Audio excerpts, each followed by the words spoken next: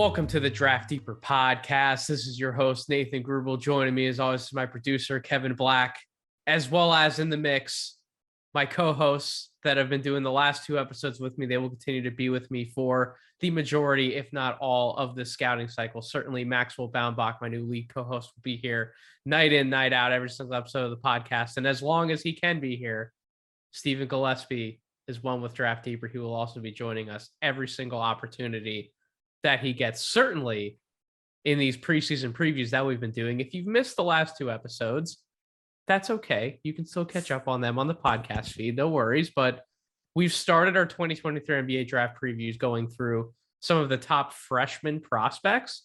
And so now we've gotten to part 3 of our freshman deep dive. We're going to take a look at a few under the radar guys. And when I say under the radar, I'm talking about when I go on social media, when I'm going on Twitter, when I'm flipping through anything that I can, I'm not really seeing a ton of buzz about the majority of the prospects we're going to talk about tonight. If you are a draft sicko like us and you don't consider these prospects under the radar, I apologize. But for the most part, in terms of national scouting attention, I haven't seen too much about these guys. So that's why we were going with the under the radar name for the podcast title tonight. So we have another great group of about 10 guys that we're going to talk about, multiple position groups. We will do the same order that we've been doing. We'll go guards, wings, then we have a few forward/bigs. So I'm really excited about what we're going to do tonight. Maxwell, how you doing, buddy? I'm doing great. I'm fired up about this group. I love the under the radar guys. This is my favorite part of the draft. Do these guys classify as under the radar for you? Or I think most of them do. I think most of them are guys I haven't seen. There's a couple guys I have seen mocked a few places, but I don't think there's anybody on this list that I'm like consistently seeing mocked anywhere, but especially first round. Sure. Steven, what about you? Did we do a good job in putting together guys that you think fall in the under the radar category? Yeah, I think so, Nathan.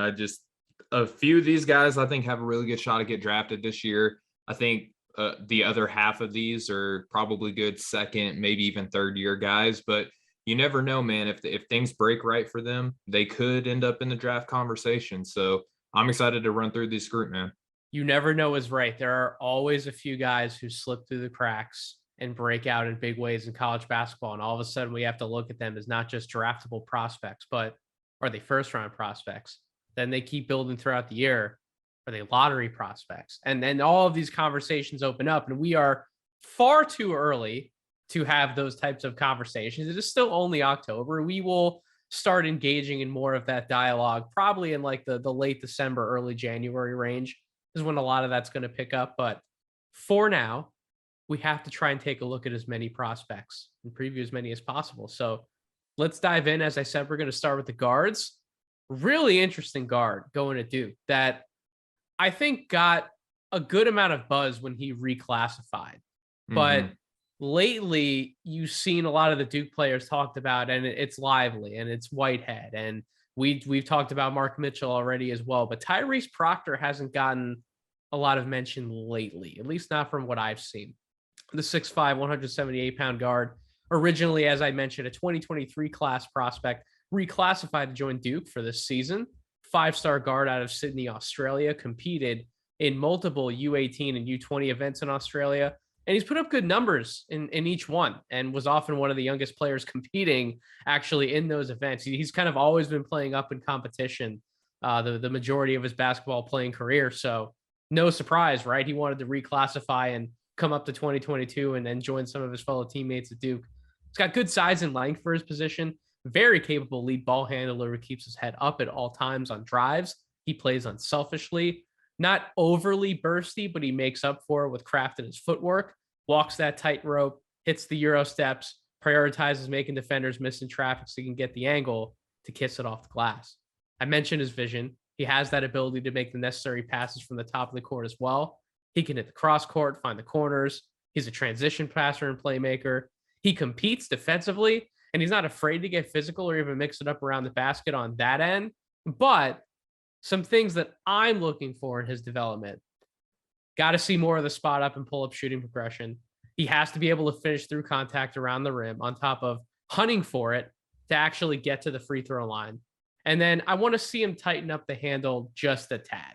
He's one of those guys who I wouldn't say his dribble's always sloppy, but he's not one of these guys who would classify as he's got the ball in a string, right? So those are just some improvement areas that I personally want to see. Maxwell, I'll start with you. He's one of these prospects who I think we've known his name for quite a while. I'm not sure that. Yeah. I mean, I certainly haven't done the deep dive on him because I try and focus on the draft class we're in, not necessarily looking too far ahead. But he's a guy we know the name.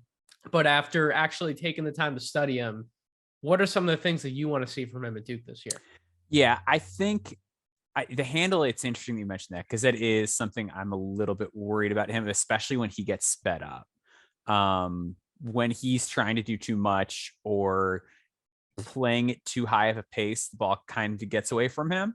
I think so we're working on a project at No Ceiling, so we had to dig through and make some player comparisons. And when I was doing that, I was just looking through NBA players, and I feel like 6'4" is a very tricky height to be in the NBA, because I feel like you either need to have exceptionally long arms so that you can guard up, or you have to really have guard skills. And with Proctor, I really like the passing. I just really want to see the handle get there, especially with like the pull-up shooting and the finishing around the basket. I watched a bunch of his FIBA Asia games and the Asia Cup, and my concern with him there was I thought he really struggled to finish inside in those games, and that's not against like the best level of competition either. When we talk about some of the FIBA events that went on on other continents and across other age groups. So he was playing older guys, but it was still just like, I don't love what I'm seeing on the inside. So either the inside or the outside or both is going to have to come along. But I really like his vision. He's very clever with the ball. He can sling. He's ambidextrous too. He can sling with either hand as a passer. He can finish with either hand. I just want to see him finish more consistently. He's got a quick release as a spot up shooter, so at least that's there. And something else I like about him is the ball gets out of his hands quick as a passer. Like there will be plays where he's driving and like you see like, oh, that man's opening up, and like by the time you are even halfway through that thought, he's already placed the ball in their hands. There's no wasted motion on his passes. He just gets it where it needs to be. So yeah, I think just finishing and shooting, like wherever that pans out, will determine whether he's a first or second year guy. He needs to get stronger too, but that's basically everybody that we talk about. So, Steven, you came up with the question before we started recording the podcast. You hit me with an interesting angle to take with some of these guys this afternoon. So you specifically mentioned that should we focus more on how things need to break right for some of these guys to climb the rankings? So you're going to be my point man for that question throughout this entire podcast. So I'll turn to you and ask you that question. If Tyrese Proctor is going to solidify himself in first round territory, possibly even higher, in your opinion, going off of what I said, what Maxwell said, what are some of the things you definitely need to see break right for him to get further into that territory? So I think playing time for Duke is going to be key with him. I think that he's going to be one of these guys that if he can either supplant Jeremy Roach as the starting guard, I think that would be key, or he has to completely take over in that 6-man role, which we know that even on the front court rotation, that's going to be difficult to do. So I think that he needs to work his way up into that playing time rotation, and he's younger too, right? So the strength aspect, like he's got to either show that he can handle the physicality of the game, or that there's some strong indicators that suggest that he will be able to. The decision making has to break right too. He can't be one of these guys that averages, 4 assists, 4 turnovers, 3.5 assists, 3.5 turnovers. Like that assist to turnover ratio has to be there. He's got to show that he's capable of making the smart passes. That doesn't just mean the fun passes. And Maxwell did a great job of breaking down everything that he can do as a playmaker, right? But sometimes we know that young players have a tendency to go for the flash over the substance. He's got to show that he can make just a quick, good entry pass to like Filipowski or to Lively, one of those two guys. The pick and roll between both of those types of big men is going to be key for him as well, because I feel like they're both going to provide different types of looks for him at Duke, which could suggest that he can play at a variety of different play styles in the NBA. So those are some of the things that I would be looking at, Nathan, to see how he translates to that next level. And obviously too, he's younger, he's got to get stronger, but he has to compete on the defensive end. But based on the film that I've seen, there's nothing that suggests that he won't be an effort guy on that end at the very least. I think you could have stopped your explanation after your very first point, and you probably would have been spot on with one of the bigger things that we're going to look at with Proctor this year, which is, can he win a starting role? And along with that, I don't know if he's going to supplant Jeremy Roach, but I guess my question back to you, Steven, would be with some of what you have seen on tape with his jump shooting, because I don't think his shooting is broken. I think there are just some improvements that need to be made. The question back to you would be, can he be enough of a threat from the perimeter to maybe share the backcourt with Jeremy Roach, to that, John Shire could go with a lineup of Roach and Proctor, and then you could have maybe a smaller lineup at the 3 with Whitehead, and then you could play Filipowski and then Lively. So there would be plenty of spacing right around Derek Lively still, if Proctor can knock down some of those shots. What do you think of the possibility that could happen later on in the season? I think that's a possibility. There's another freshman shut on this team that might challenge that spot, because he does project to be a very good collegiate 3-point shooter. Maxwell, you touched on that on our last episode. I actually dove into some shut. Yeah, I dove into some film on him today. I'm a believer. He's a competitor too. Like, he'll go after loose balls. He actually played a lot of zone at his high school, and he played in the corner at 6'4", right? So the fact that he's going to be a college guard with some forward type, wing type skill sets, it's going to benefit him, I think, as he moves up to the next level. But Proctor, the one thing that I've noticed is that his shot foundation, right, the base of his shot, the lower half of his body, is not always consistent. I don't know if that's him hunting angles or different approaches to shoot around people, but I think that he's got to clean that up. The upper body mechanics look fine. It's just that he's got to develop a consistency whenever he's wanting to set shot. And sometimes it could come out a little bit flat, but I think in order for things to break right for him, Nathan, you did a good job of pointing that out too. The shot's got to get cleaned up a little bit as well. Maxwell, you kind of in the same boat with that before we move on? Yeah, I would say I am, like, just across the board.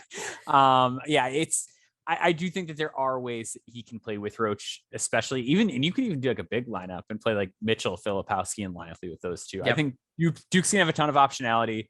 I just think he's gonna have to like really find an offensive role early, so that he doesn't kind of get lost in that mess of depth that they have. It's a blessing, but it's funny. It's funny we started off with Tyrese Proctor, who we just spent a little bit of time talking about what's his role going to be within the team. How many minutes is he going to be able to earn? Arterio Morris, our next guard, is in a very similar position at Texas, right? You already have Marcus Carr there, who maybe everybody doesn't like him as an NBA prospect, but I think he's a pro prospect, right? Like, he's probably going to be playing professional basketball somewhere. Yeah.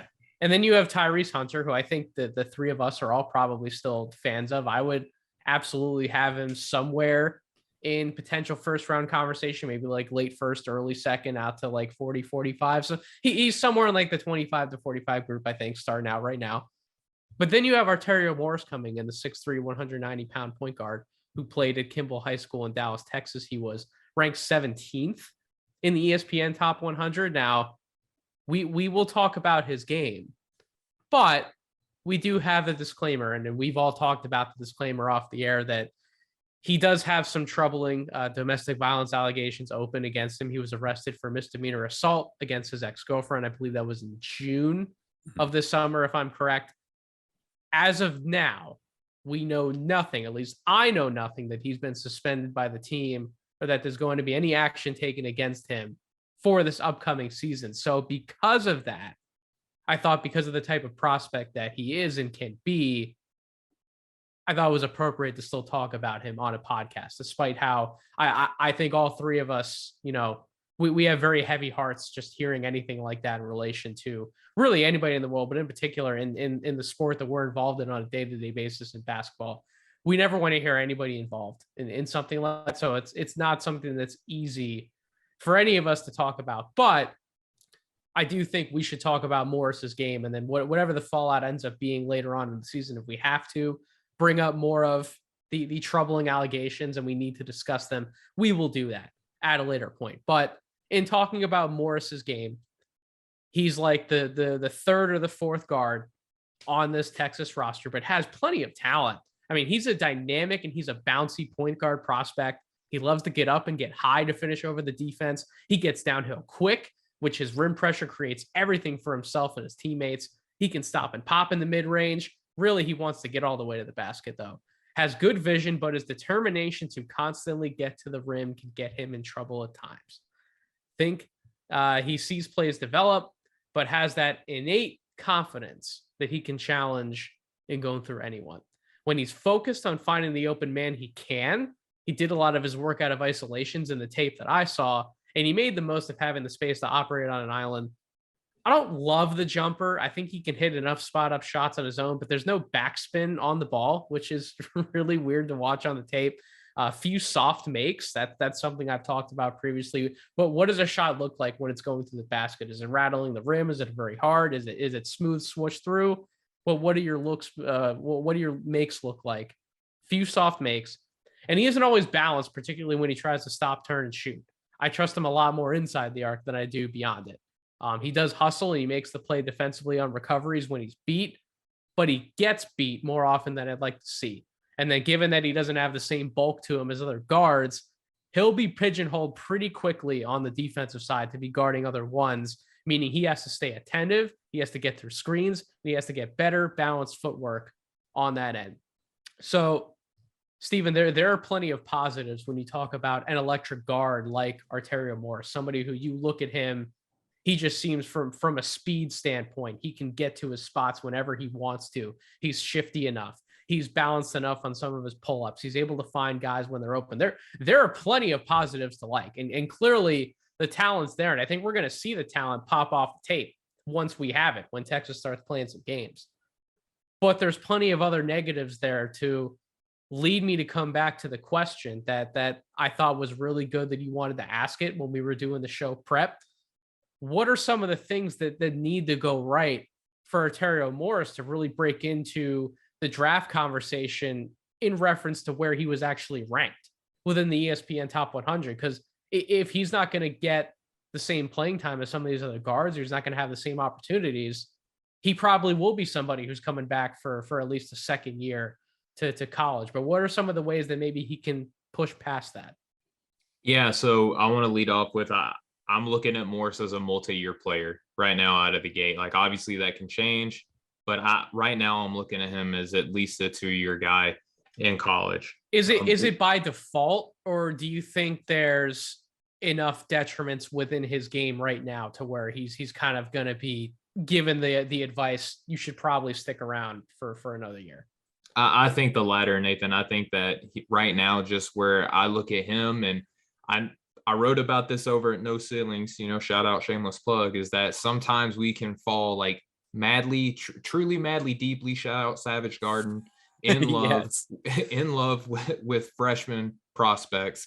And I think Arterio Morris might be one of those guys that if you watch a mixtape of his, you can look at him and be like, I don't know, like this guy might be second round prospect, but go back and look at the returning players in this year's class. I am so in love with so many sophomore players in this class comparatively to these freshmen. But Morris, I think one thing that has to break right for him, I think if Texas runs a 3-guard rotation for the majority of the year, that would be interesting to see, because they do have some good front court prospects as well. I like Dylan Disu as a returning prospect for them. And with Morris, he's got to develop as a shooter, because one thing that we saw from Tyrese Hunter last season was that he is deadly at penetrating and kicking the ball out. And he's got to work on his jump shot too. And I believe that he probably has, based on the work ethic and development that we saw from him over at Iowa State last year. Morris has to definitely clean up his jump shot and be that type of player, that dynamic, beyond the arc threat. And he's got to work as a better playmaker too, right? Like right now, his pass placement, I don't think is always consistent. I don't trust him as like a lead guard. So really you're looking at him as kind of like a combo guard, more as a 2 than a 3. And I don't trust, his decision-making right now based on the film that I've seen. I do think that he's built well as a combo guard. He does like to get to the basket. He's capable of finishing with some contact, and he competes on the glass too. I think that his build right now is actually well suited to be a collegiate combo guard. But right now, I don't love his defensive recovery. So if he is going to be a 2 or defending 3s, depending on the type of rotation that Texas is looking to employ, his defensive recovery isn't the best. And I don't like him fighting over screens right now. So if I'm looking at having questions on the shot, if I'm having questions with passing consistency and he's not the best defender, I think that he's got the tools that he can develop as like a good sophomore or junior prospect down the line. It's just as a freshman, I'm not in love with him yet. But again, if he gets a lot of playing time and he is a quick learner, that's what has to break right for him to climb boards, in my opinion. Maxwell, we've had this conversation time and time again about these guards who maybe they're better 2-1s than 1-2s, but when they're on the smaller side, right? He's only 6'3".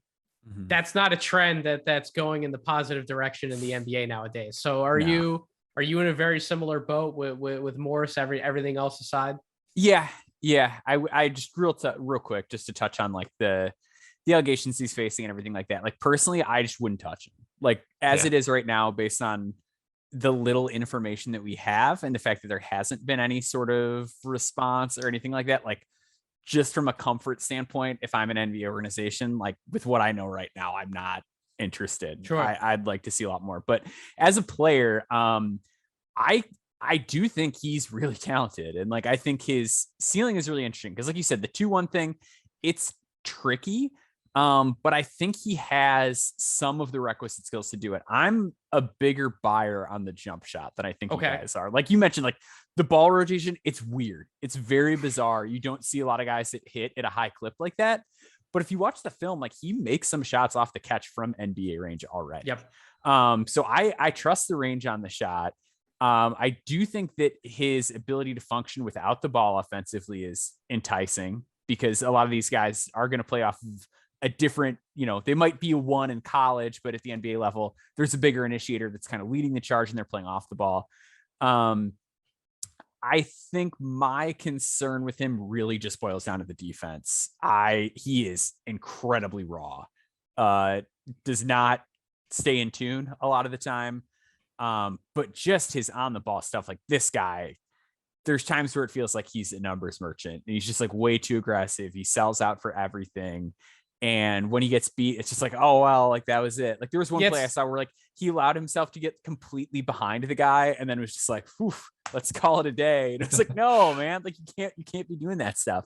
And I think that's not like, great. And when we talk about guys being like a 1, basically a 2 that's the size of a 1, like the defense, I think is really going to have to be there for those kind of players going forward.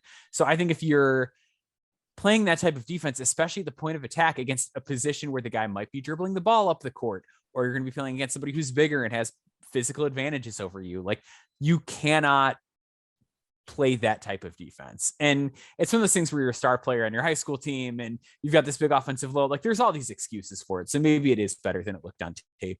But that's like my big hang up is I just really did not like what I saw on the defensive end with him. The saving grace for his defense is that he probably has one of the best guards he could possibly train with on that end. It is in a locker room and Tyrese Hunter. I mean, Tyrese 100%. Hunter, yeah. Steven talked about it. Like Tyrese Hunter is legitimately a consistent jump shot away from, and in my opinion, I think he could crash up as high as the lottery. I really think he's that talented, but he does have to be more efficient. Like we're talking about like sub 40% from the field for different parts of the season last year, like almost sub 30% from 3-point range. Like that all has to come around. But the pick and roll craft, the passing ability, the defensive tenacity, his ability to rebound and actually sky up for rebounds, given that he's only about 6 foot, maybe that's even a little generous. Maybe he's only like 5'11". Tyrese Hunter's a really impressive prospect, but the shot has to break right for him. But this wasn't about Hunter. As I said, if as enticing as it is, Nathan, as enticing, I know. I really we're going to talk about Tyrese Hunter in a future podcast. I'll gush over him then. But Arterio Morris, if he does, have that inside of him to keep working and keep improving on his game, hopefully over the summer he was hitting up Tyrese Hunter on some text messages to be like, "Yo, can we get in the gym? Can we work on some of this stuff? Let's get better together so that." As Steven brought up, maybe we can make some of these 3-guard rotations work. Maybe Marcus Carr can guard the quote-unquote 3-man, and Tyrese Hunter can take 2, and Arterio Morris can guard at the point of attack at the 1, and they can be a unit. Because offensively, I do think that would be really interesting. It's just defensively, it could fall apart pretty quickly. Thankfully, they have backline guys like Dylan Dussu, Timmy Allen. Like they have frontline guys to take, those lumps with those guards. But it all has to improve. And I agree with the both of you. That's going to be one of the biggest areas moving forward. Let's move into some of the wings. Terrence Arsenault, Houston wing, 6'5", 185 pounds. A guy, I heard like no buzz on him before I actually started looking into some of these prospects. And I'm looking at Houston's roster because we're all intrigued with Jarris Walker. And you go down, you see Terrence Arsenault, you look at his measurements, and then you flip on some of the tape, and you're like, how did this guy slip through? Like, why is nobody talking about Terrence Arsenault? He was only 66 in the ESPN Top 100, 69 in the SI 99. He did play in the Allen Iverson Classic. Senior year at Beaumont United High School, he averaged 15 points, 9 rebounds, 4 blocks, 2 assists, 2 steals per game. Legit shooter on the wing, can hit off spot ups, can also relocate and hit shots on the move. I believe he has NBA range given what I've seen on his jumper. Bouncy wing who can get up off the ground and hammer it down off 2. He plays well in transition. He can fill the lane for the dunk opportunity or sprint to the corner for the open triple. I love to see that in a wings game. Score first mentality as a wing, much more comfortable looking for his own shot than trying to create for others. Will he be able to keep the ball moving within the flow of the offense at Houston? That's a big question for me. Or will he settle for some poor looks? I want to keep seeing him be competitive, doing the little things on offense too, getting those offensive rebounds that from the film we know he's capable of getting, making cuts off the ball. Really, what off-ball role will he be able to settle into at Houston? Because he won't have some of the same on-ball opportunities. At least I don't think so, given the guard play they have there. Walker's going to get his touches. What is that going to look like for him in college? Crazy help side shot blocker when we talk about some of the defense, and a steals artist at his position. Fits the definition of defensive playmaker. I will want to watch his balance, footwork, and discipline more on that side in college, though, as opposed to some of what I saw in high school. But either way, any way you slice it, I read off a lot of positives for what the NBA is looking for in a wing. Maxwell, your face just like lit up when I said his name and I mentioned why the hell is nobody talking about this guy. So I'll just ask you, why the hell is no one talking about Terrence Arsenault? I don't know, because I have a top 20 grade on Terrence Arsenault. Right now. That's a spicy one. It's a spicy one, but I'm all about Ghost it. pepper.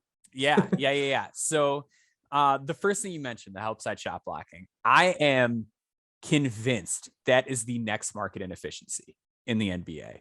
When we talk about how many stretch bigs are coming to the league and how many bigs are being pulled out of the paint, it's going to become more and more important for these wing players that can block shots. Teams are going to need them. They're going to need guys that can rotate and get in position and meet players at the rim.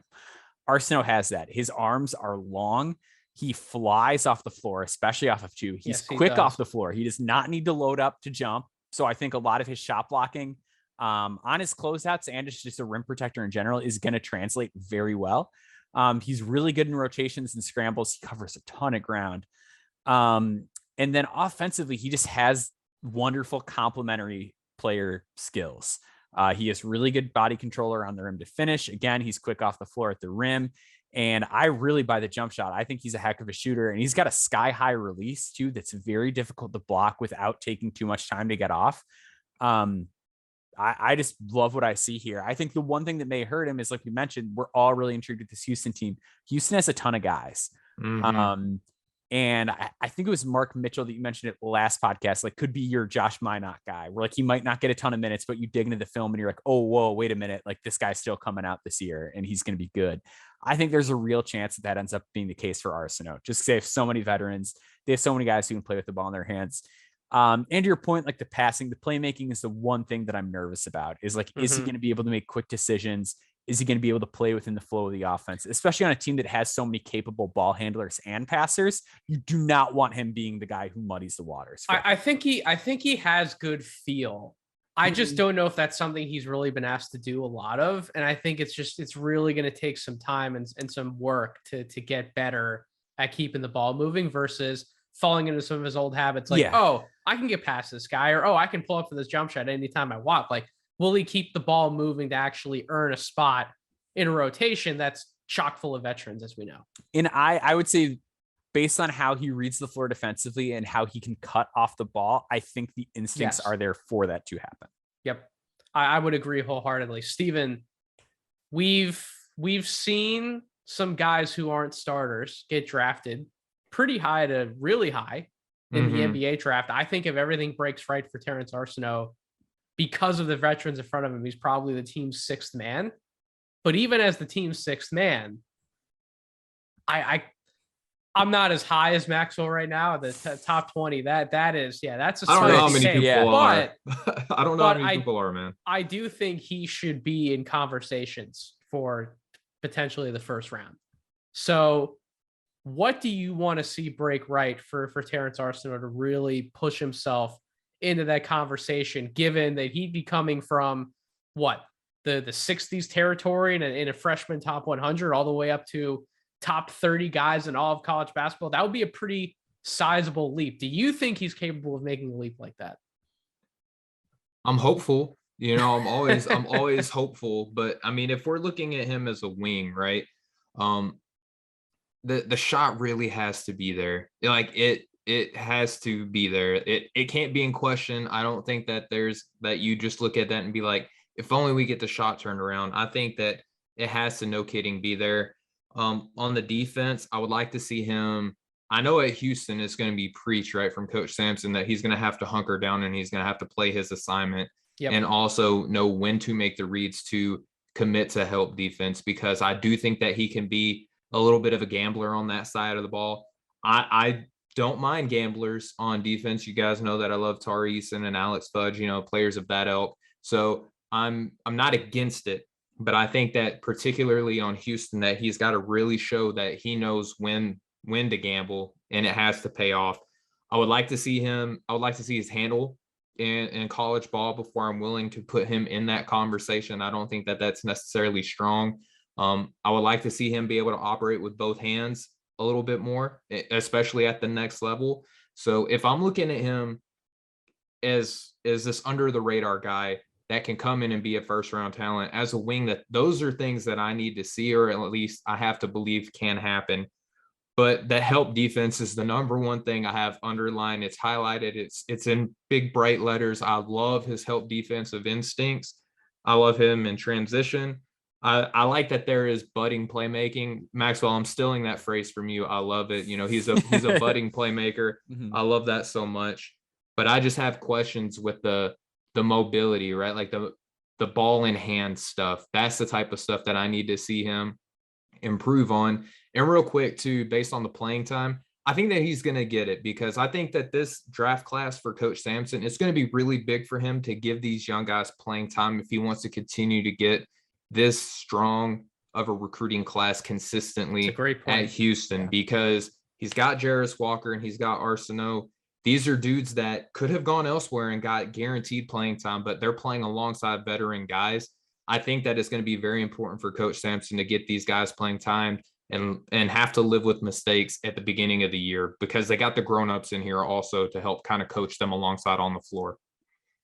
Well, Steven, if you think you have questions about Terrence Arsenault, I have questions on this next guy. Julian Phillips out of Tennessee, 6'8", 190-pound wing/forward, depending on how you want to classify him. May very well end up being more of a forward than a wing.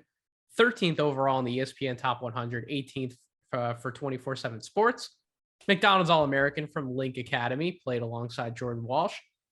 Great verticality at his position. His combination of springs and length allow him to be a real lob threat around the basket, both in the half court off cuts and in transition.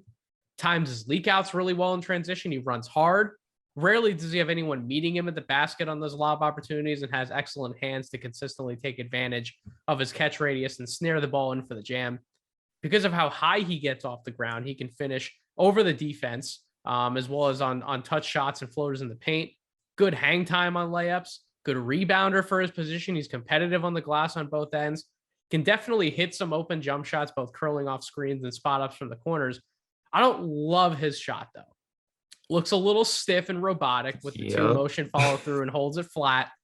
I just wonder that type of shot, how consistent that's going to fall in college. And also, this is maybe where I'm a little more confused about him, and I don't know if you guys are going to be in the same boat.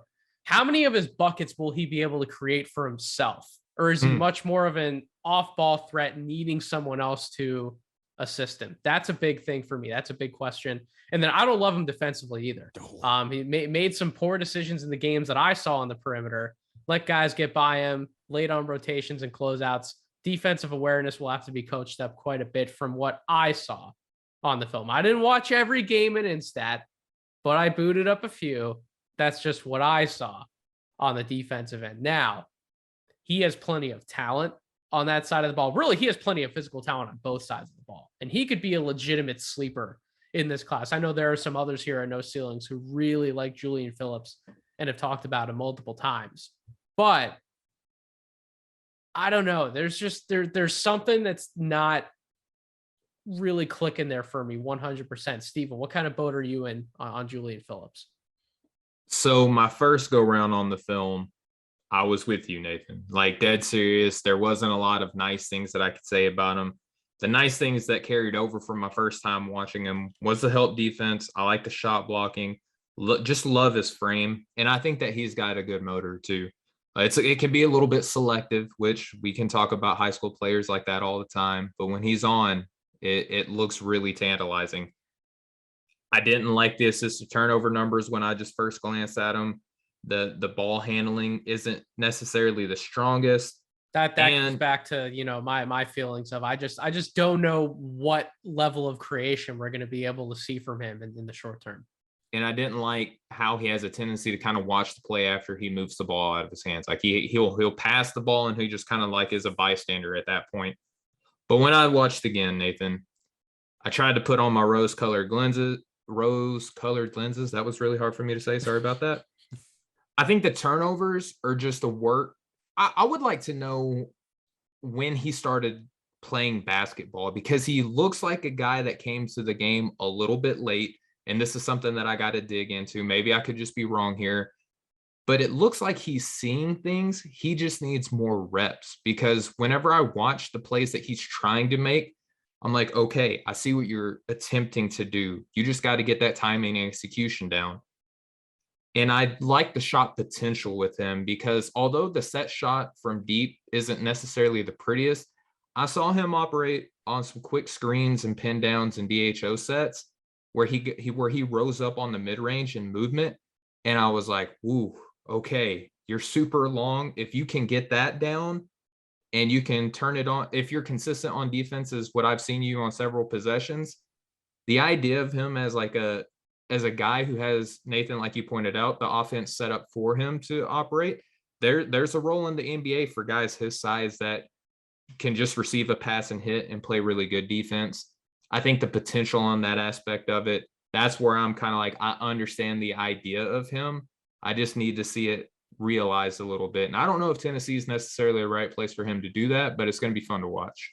Maxwell, I don't know where you're at on his offense. Defensively, when I made my comments, you were about to get ready to rise up out of your chair and smack me across the face. Oh, no. I was actually in total agreement with you on the defense. Oh, so I am not a fan of the defense. I read your explosion off the couch, Ron. My apologies. So then I have to ask, are you basically in the same boat on him as I am? Pretty close. I think I'm a little higher on the outside shot than you guys are. Like I tend to buy it. I really like the fact that he can hit with a hand in his face. He gets it off relatively well in terms of like pop time on the shot. He can hit a one dribble pull up. He can do a little sidestep action if the closeout's aggressive. I felt like in the games toward the end of the season that I watched, he was a little better trying to get downhill. I'd like to see him do that more just because of his kind of verticality. Like you mentioned, I don't mind the one dribble pull up. It's a nice thing to have. But just given how he gets off the floor and his touch, I'd like to see him go all the way to the rim a little bit more often. The defense, I'm just not sure who this guy guards. Like that is the biggest hang up for me, because I think he's still a little thin and I just don't like how he moves on that side of the ball. I don't like his hips. I don't like him in rotations. I don't like him when he has to chase somebody around screens. There's just too many movement elements of defense where I get a little. That's why I brought up how late to the game did this dude decide he wanted to play basketball? Like it just feels like he is a late to the game guy when I watch him. Yeah, and I don't I don't think it's disastrous. Because like if you can do a quick little sidestep on offense and you can, finish at the rim well and have a solid first step at time to time and you run the floor well. I think these are elements that he can build on. I don't think it's a case of, he's not athletic, he can't fix it. I think there are tweaks he can make. I'm just not like positive that he's a guy who makes them all in 1 year. So it's bingo. So I'll tell you exactly why it's potentially disastrous, because he's going to Tennessee playing for Rick Barnes, who, when was the last time we saw a prospect actually develop at Tennessee, right? Like Keon Johnson, Jaden Springer, a lot of these guys who are coming out, like Huntley Hatfield, Brandon Huntley Hatfield, who transferred now, like they're all kind of walking in there and they're walking out pretty much the exact same way as they were. Now, thankfully, we've seen Keon Johnson after 1 year working in an NBA system. He looked like a completely different player at Summer League. He looks like he might be able to take a year 2 or a year 3 leap, depending on when his role is going to increase within the team. But that's exactly why Julian Phillips, like, I just don't know what we're going to see that's really going to blow me away. And that's why I think he'd probably be much safer in like the early second round conversation for me right now than late first or climbing up any higher. But the potential's there. We know the potential's there. That's why we're talking about him on this podcast. We're not pushing him to later episodes of the podcast. We want to talk about him now. The next prospect that we're discussing, though, I have major regrets about bringing this guy up on this podcast after I went back and I watched the tape. This is my guy. I know you guys are going to be Debbie Downers at other points in this podcast, probably, but this is my guy where I'm going to be the wet blanket here. Trey White, USC, 6'7", 210 pounds, number 28 in the ESPN Top 100. He attended prolific prep in California, where his senior year, he averaged 18.2 points per game, 5.8 rebounds, 4.3 assists during his senior season. Pretty good stat line. Potential 3-level scorer who can actually create his own from all 3 levels. That's really good to be able to do at 6'7". Has a good-looking shot off pull-ups and can knock down open looks off the catch. Good bounce to finish at the basket when he gets there. But he can be selfish at times with his shot selection. He does share the ball, right? I don't think I could say he doesn't share the ball, because if you average 4.3 assists, you probably are sharing the ball at least a little bit, right? But some of his pull-ups in traffic are absolutely unwarranted and are shots that the USC coaching staff will look to eliminate sooner rather than later. Doesn't have the burst to always get by guys, which is partially why he can settle on some of those jumpers.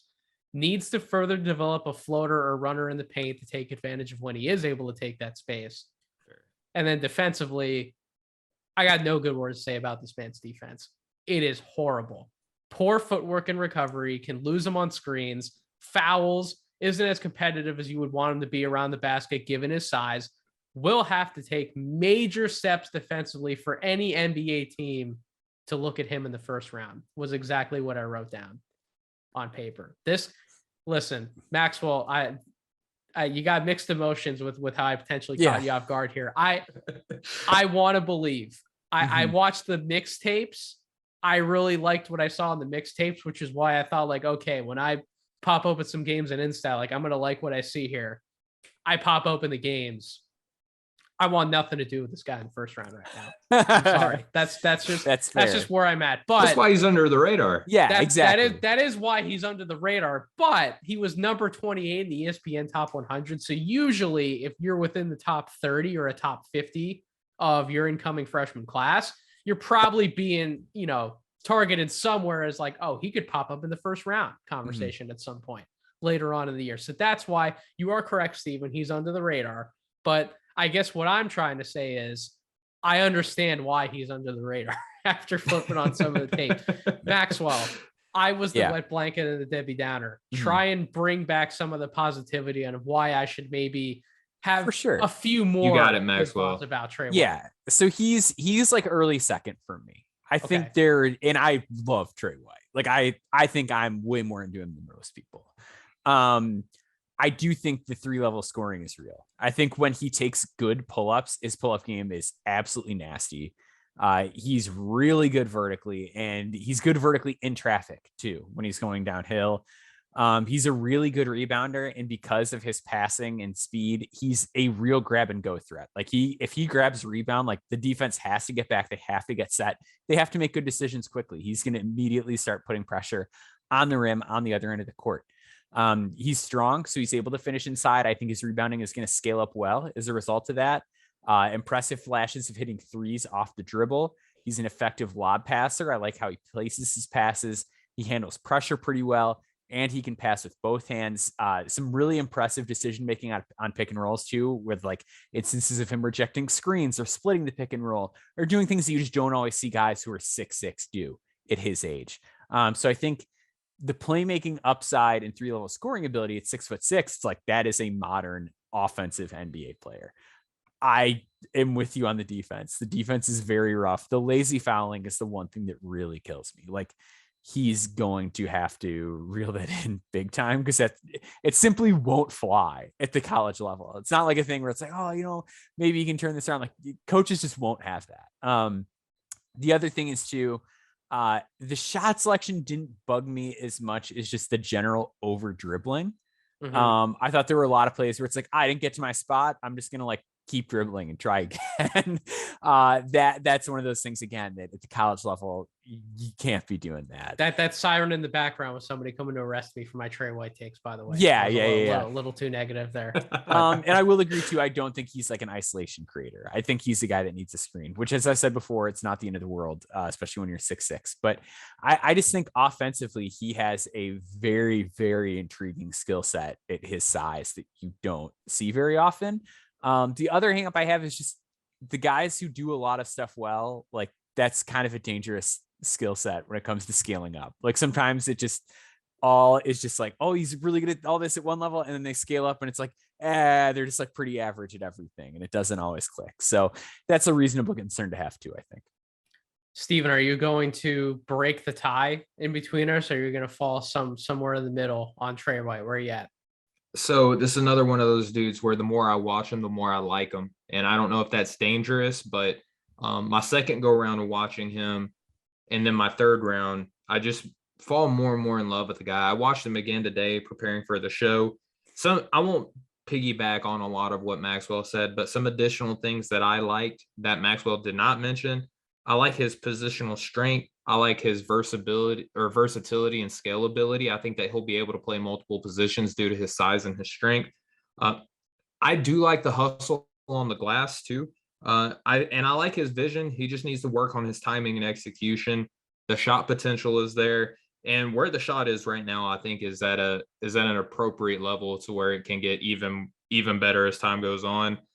I just don't like how he handles pressure a lot of times. Sometimes he has a tendency to bring that dribble up a little high, and I think that can lead to turnovers if he's not careful. And he can really force issues. Like sometimes when he decides that, hey, I want to pass, like it's just a one read type thing. Sometimes I just think that he needs to survey the floor a little bit better, and he can just be passive if he doesn't have the ball in his hands. Like he just is kind of a casual observer. And I think, going to a team with Boogie at USC, he's not always going to have the ball in his hands. So it's going to be interesting to see how he's utilized as an off-ball player. But I think I'm more in line with Maxwell, to where I'm looking at him as potentially like a mid to late second round guy coming into the draft, or where I am right now, potentially drafting him. But again, if things shake right, he could climb. I like his size and his vision and feel overall right now.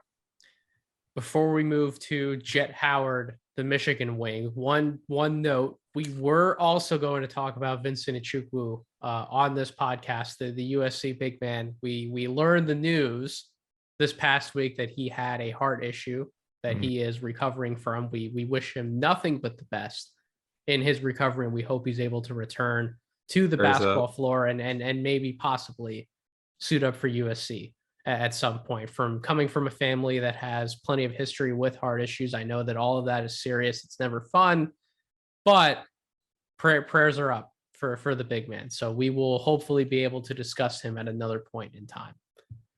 So Jet Howard, as I mentioned, the Michigan wing, 6'8", 215 pounds. Yes, he is the son of the head coach. That's always fun, right? Coach's son.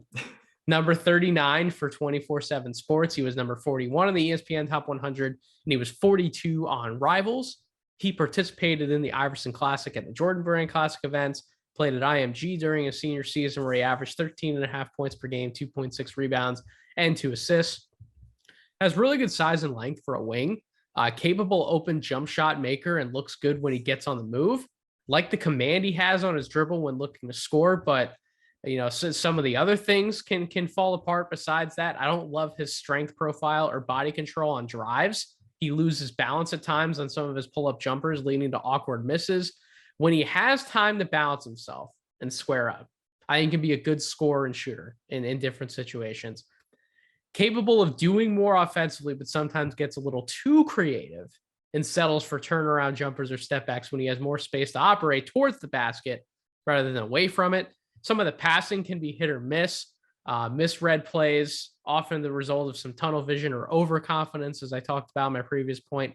Has real tools defensively. He's competitive, and he has the feet to stay with matchups on the perimeter. I think he can play a little too handsy and over-aggressive, leading to foul issues.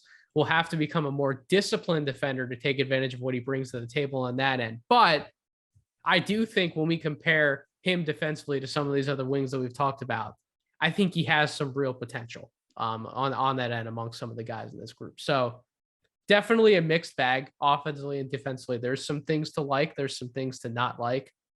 Steven, I don't know where you're at on Jett Howard. I think if we were trying to pigeonhole guys who we think they're going to be second or third year players as opposed to coming out after their first year, I think Jett Howard might be one of those guys. Where are you kind of at on his game, and what do you want to see from him during his freshman year at Michigan? So again, another one of these guys, the more I watch him, the more I like him. I like him as a shooter. I think that he can improve as kind of like a second side, break a guy off a recovering defensive posture. I think that he can be a good second side, weak side creator for others. I like his vision. I like his innate feel. Like you can tell that he's the son of a pro player. Like he sees things that a lot of people just don't at his age. I like his build. He plays a lot bigger. Like when I saw his listed height after watching the film, and I challenge people before you go and look up the measurements, if you can, like just go watch a guy play and go back and look at measurements, because sometimes like you can just, it's like in the NFL, right? Like sometimes you'll see a 40 time and you'll be like, oh, he only runs a 4.6, but you watch him on the field and he just moves so much quicker. That's how I feel about Jett Howard. He plays bigger than 6'7", which I think helps him in the scalability and versatility aspect of his game. He can, however, get moved off his spots. I think as he gets stronger, that's going to be something that kind of goes away. The switching communication I didn't love in high school, but again, when he's going to be playing with his dad, and we know that his dad has a lot of passion in his coaching ability, I think that's going to get cleaned up a lot as well. One thing that I would like to see for him offensively is like, can he go to his offhand? That's something that he's got to clean up. Again, if we're going to look at him as a wing, potentially a forward in the NBA, he's got to be able to come at you at both angles. I just think right now his role, I think that he's going to be one of these guys, and this is going to sound super like cheesy or easy to say, he's going to look better in the second half of the year than he does at the first half, right? Like sometimes I think that we can assume that with players, but Jett just comes across one of these guys that you're going to feel much better about him come, January, February, March timeframe than you do coming into the season, because I believe in the institution of Michigan to be able to develop this type of player. And I think that right now, the frame and the feel that he has, it lends itself to learning and kind of soaking up information like a sponge. And I think, again, with his dad being the coach, he's going to get that opportunity. I like him a lot the more I watch him. I think that he's going to be a guy to look out for. Not as big a fan of him as Metcalf is. I know Metcalf is like a top 5, top 10 player. Well, Metcalf's our Michigan man, so that right. Makes a lot of sense. Maybe a little bit of bias, but I think that he could sneak into late first round conversations if everything breaks right for him. Maxwell, it wasn't very hard to find some tape on Jett Howard because he played at IMG with multiple top prospects that we've already talked about on other episodes of the podcast. So it's funny. As I said, the film wasn't hard to find, but he definitely was the third best prospect among some of the other top names that he played with that we talked about. And I think it kind of showed itself on film. There's potential there.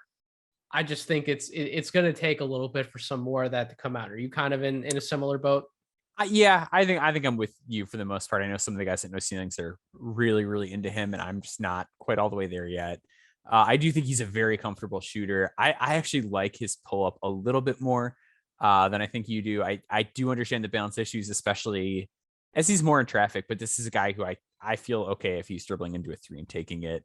Love how he guards on the ball. Really, really good guarding at the point of attack.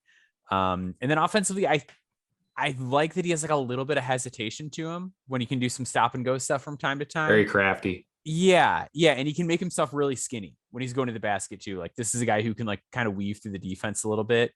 Some of the concerns I just have though is it does feel like his game isn't well-rounded, and it seems like the gears are turning in a positive way. I can live with the types of mistakes that he makes as a passer because it seems like he wants to be a playmaker. And I think with his dad being like a really good coach, it's going to get there. It's just going to take him time to kind of get that experience and feel on the court. And I'm not a fan of his finishing as well. He's lanky right now, and he just kind of struggles at the basket at times if he's met there by somebody with good size. So I'm worried about that at the college level as well. Is he a guy that's going to take multiple years? It wouldn't shock me. But given that I really believe in his shot, I really believe in his size, and I think his defense on the ball is good enough, and the instincts off the ball are rock solid, this is the type of guy that a lot of teams are looking forward to.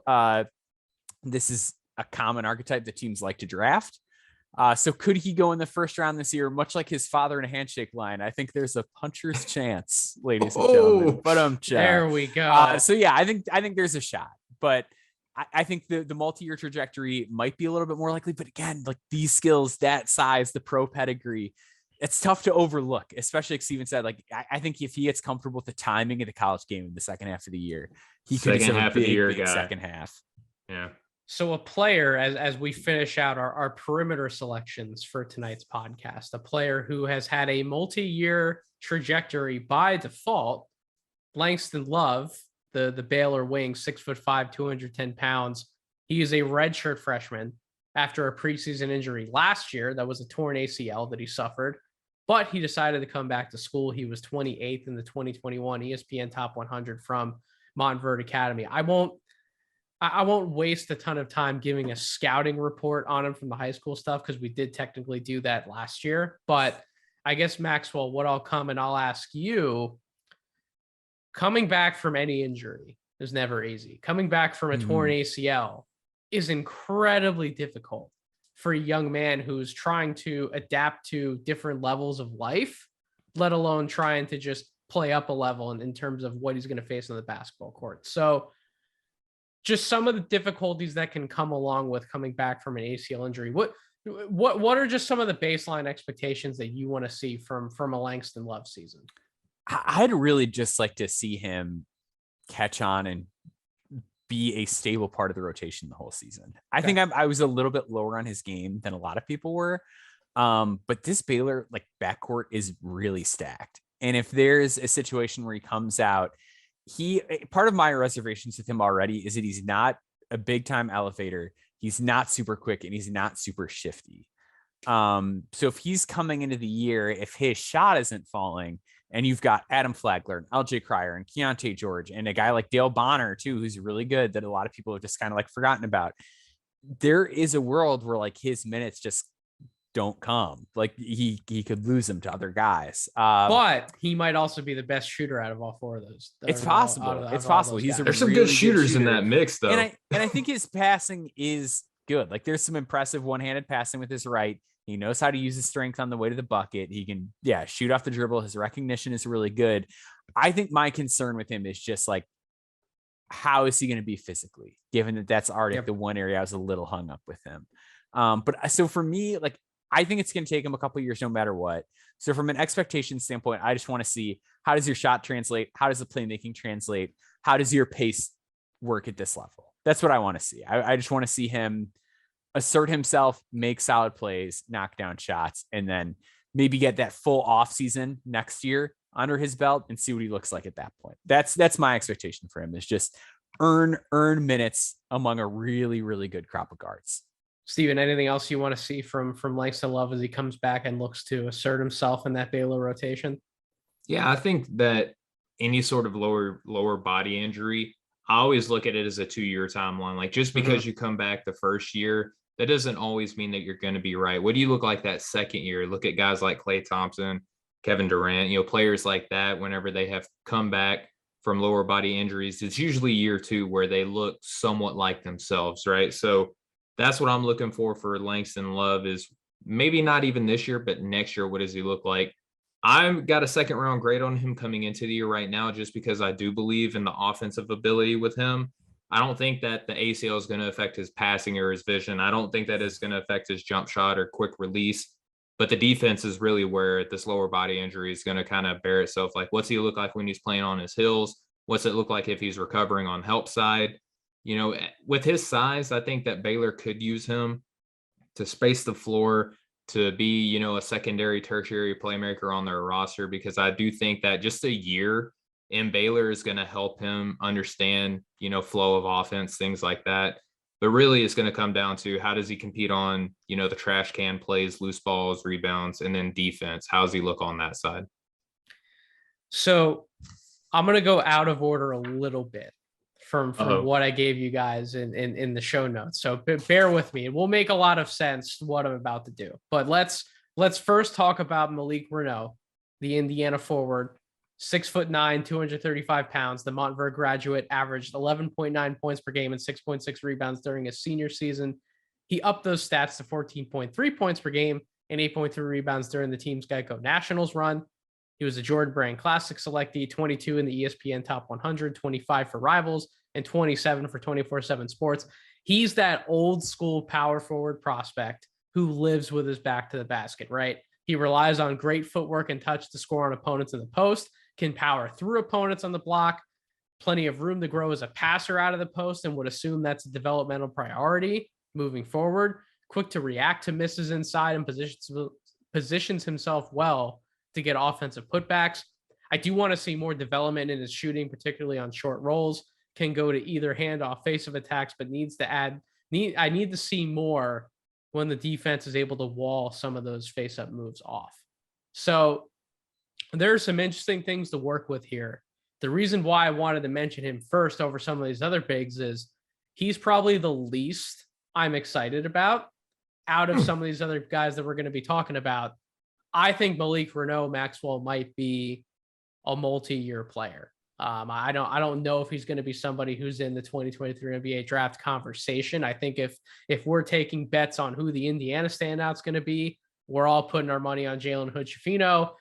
I think it's great that Hood-Schifino is going to have a post player to work, really two post players to work with, in Trayce Jackson-Davis and Malik Reneau, to kind of split touches. He has easy guys who can catch and turn, finish, get him the assist, pump up his box score stats. That's awesome for him.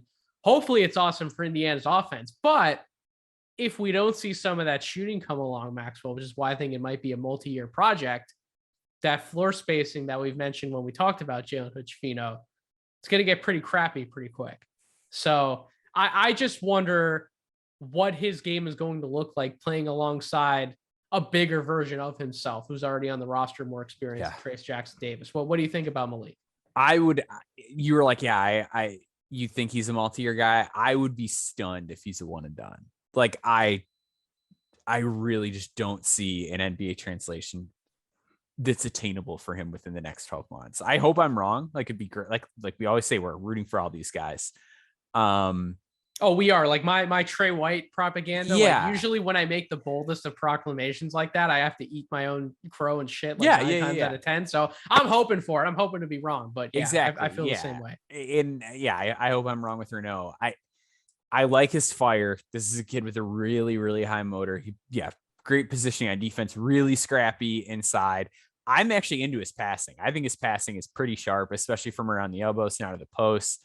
My concern is just I have no idea what he does on offense at an NBA level. I think in college at 6'7", he's going to be able to kind of hang on and be impactful as a guy who does a lot of his damage inside. But just given his mobility, first step from the perimeter, and lack of a jump shot, I just don't see a way that he scores at an NBA level. Like I just don't see that easy translation for him anywhere. And I think it's just going to take him time. I think the mind is there and the motor is definitely there. So I think it's just going to be a matter of working through the kinks, getting an outside shot down, getting a little bit more bursty rather than burly. I think this is all stuff that's doable. I just really don't see it happening within the year. Steven, are you up, down, or flat on Malik Reneau as we head into his freshman year? I don't know what film I'm watching because I kind of love Malik Reneau. He gives me some crazy like OG Anunoby vibes because OG Anunoby, I'm not saying he's gonna be him. I'm just saying he reminds me of him because he's huge. First off, like just long, big. I trust him as a defender, like switching wing inside. He's just so strong. I love his instincts. I love his footwork. I love his body, like how just the ability to body up a guy. He does have good feet and hands. We talk about that for forwards and big. He does have good feet and hands, which is a tremendous start if you're looking at a switchable, scalable guy. Like I think this dude could give you minutes at the wing.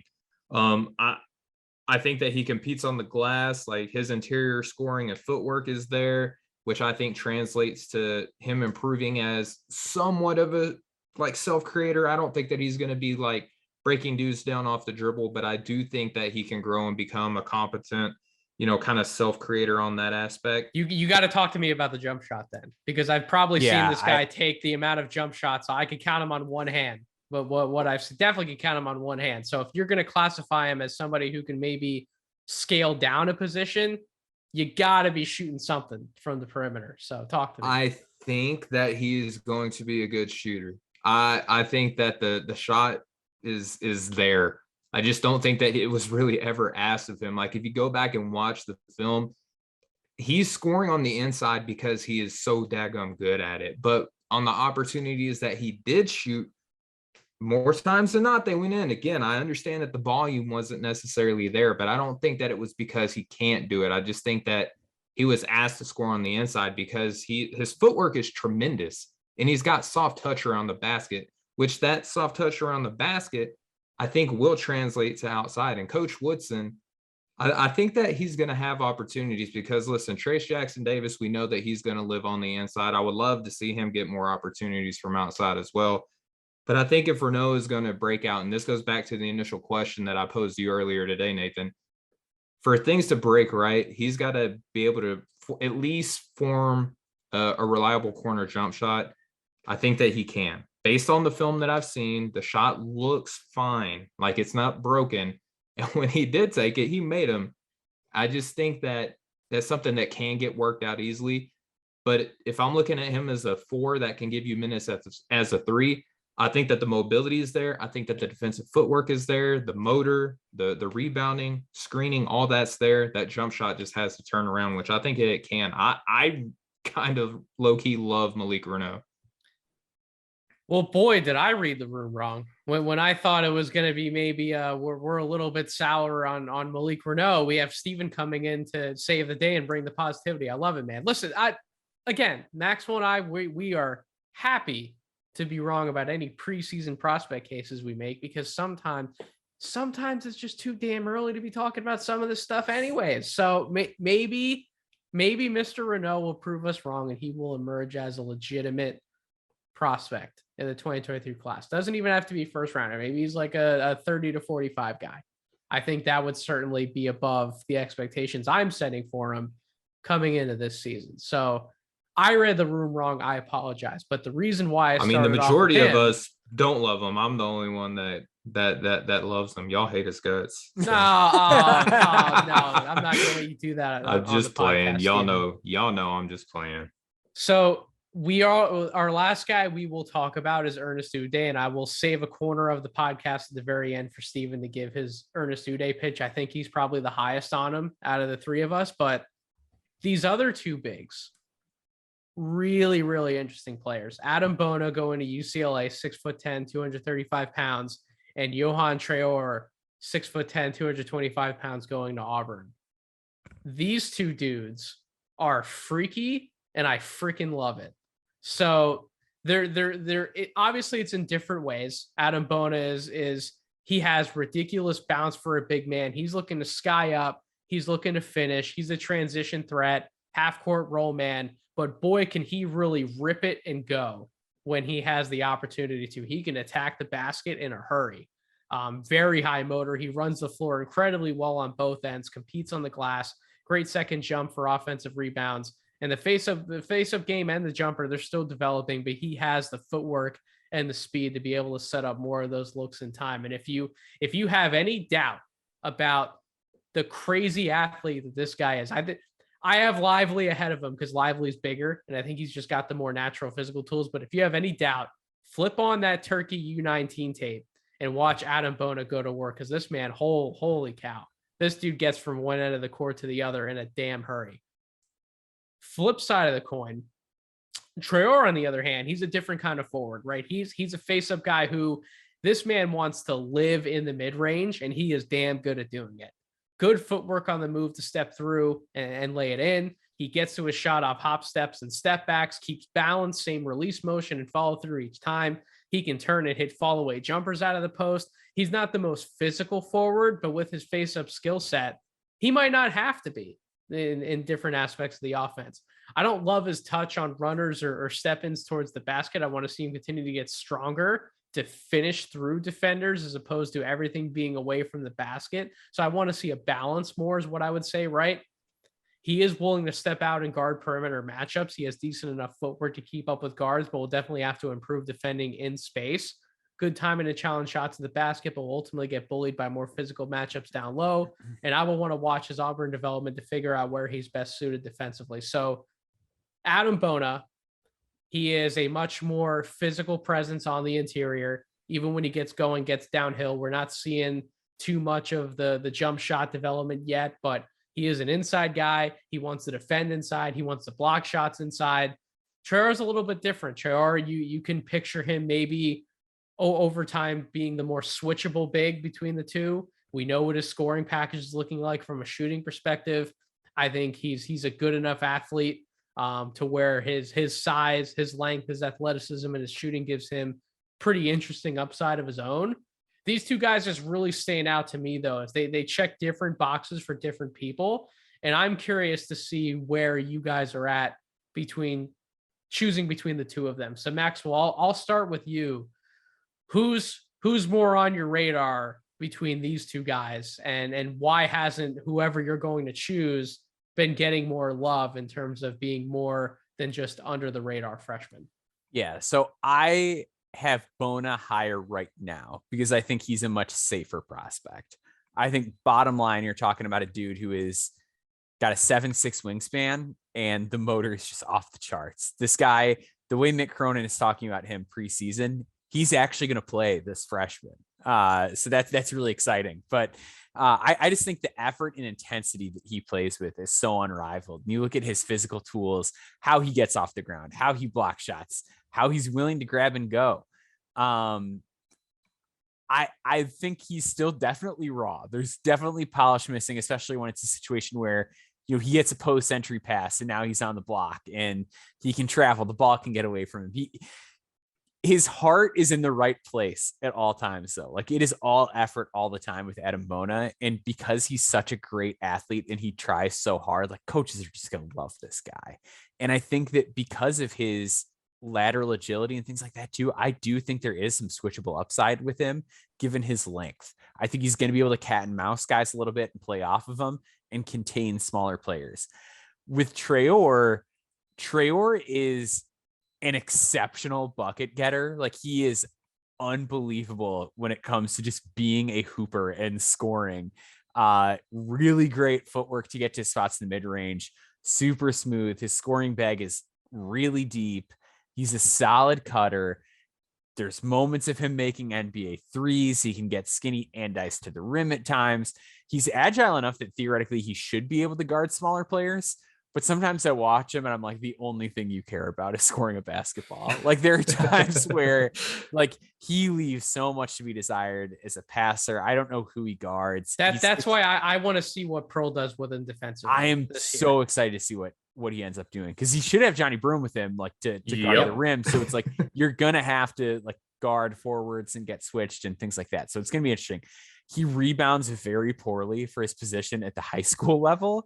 So it's like if you're 6'10" and you're getting like 3 rebounds a game in college, we're gonna have problems. Like no, he thinks he's a 3-man. He thinks he's a 3-man who can live in the mid range and be a perimeter oriented guy. But there's got to be balance. And the other thing is too, like he gets so locked in as a scorer, that it's really a disservice that he doesn't do more as a playmaker, because he draws a lot of attention and he has the ability to create really interesting passing angles just based off of his size and the attention that he commands. And he doesn't really take advantage of that.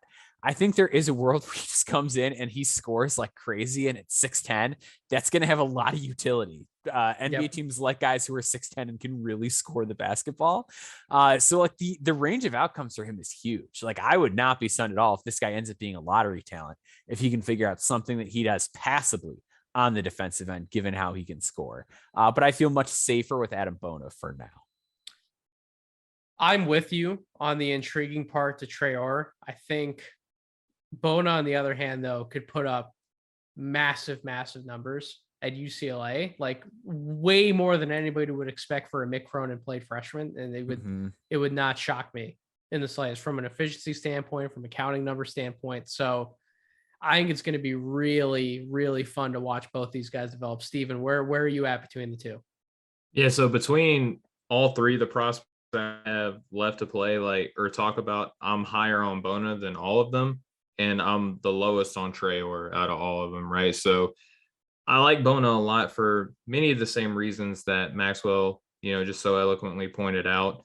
I like the positional handle that he possesses too. And the fact that Maxwell pointed to the switching, like I have that as an intriguing part. Like in my notes, I'm like, can he switch? Because it looks like he should be able to. So I'm glad that you touched on that.